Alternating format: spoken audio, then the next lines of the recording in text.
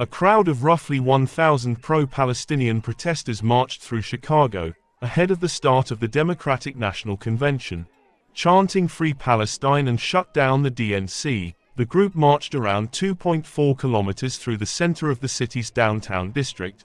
Dozens of Muslim delegates and their allies, angry at U.S. support for Israel's offensive in Gaza, are seeking changes in the Democratic platform and plan to press for an arms embargo this week, putting the party on guard for disruptions to high-profile speeches at its convention.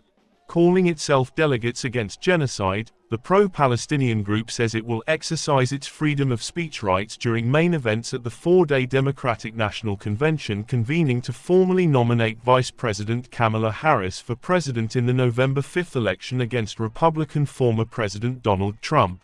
Protesters carried Palestinian flags and signs reading slogans like, "End the genocide in Gaza now," and "We support Gaza." The Israel-Hamas war, now in its 11th month, reduced support for Democrats among Muslim and Arab American voters, who represent crucial votes in election battleground states like Arizona, Michigan and Pennsylvania.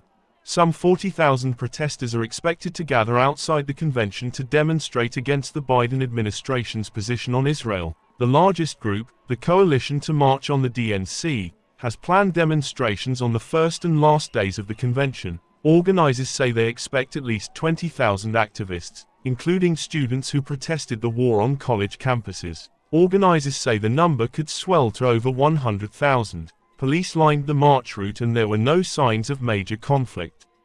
At one point, anti-abortion activists staged a small counter-protest.